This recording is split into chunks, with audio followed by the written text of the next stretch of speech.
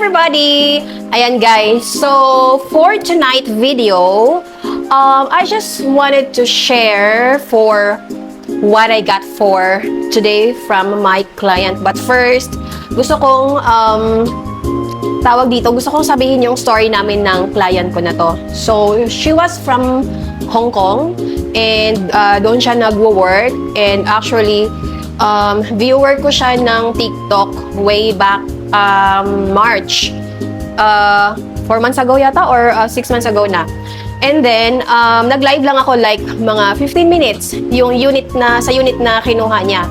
So, talagang alam niyo yon, nakaka-happy lang na merong isang tao from ibang bansa na talagang agad-agad magtiwala sa'yo. So, after ko kasi nag-live ng 15 minutes, nag-off na ako kasi kukunin na agad ni Madam yung unit. So, biruin nyo yun, in just 15 minutes. And then, nagpadala agad si Ma'am ng money for reservation. Kasi pag ibang mga client yan, like, i-check pa nila yung profile mo, yung mga ganon. Si Ma'am talaga, like, ang bilis niyang nagtiwala sa akin. So, parang I'm so grateful and sobrang saya ko, nakakataba ng puso, yung mga ganon. So, thank you so much. Siya po ay si Ma'am Mary Jane Makapugay. Thank you so much, Madam, for trusting me. And ngayong araw na to, kinuha niya yung susi niya at saka yung documents niya, kasama yung, actually wala na siya dito, nasa Hong Kong na siya. Ang pumunta lang dito is yung anak niya at saka yung mga kapatid niya.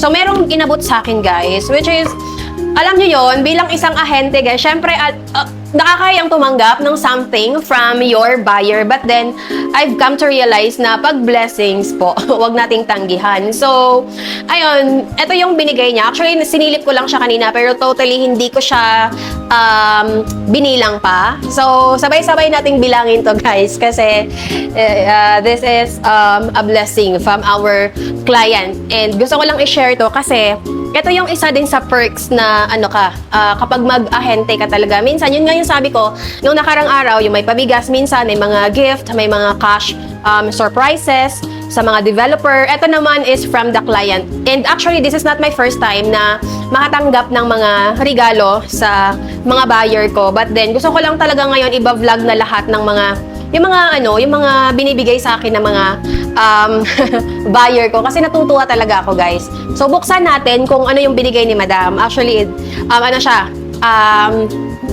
tingnan natin. Cash! Yan siya, guys. So, nagbigay si Madam, sabi ng anak niya, pang merienda ko daw to. So, bilangin natin, guys, kasi sobrang natutuwa lang talaga ako para may pambayad ako.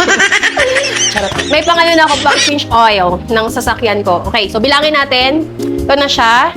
So, meron tayong 1, 2, 3, 4, 5,000, guys. O yun, ang bait ni Ma'am Mary Jane. Madam, thank you so much po neto. Nag-abala pa talaga kayo, but yeah, super thank you. Bilang ahente talaga, malaking tulong na to para sa akin. So, pwede ko siyang I think pang ko siya, pang change oil and pang grocery. Yan, solve na yung pang change oil natin, guys, sa sasakyan.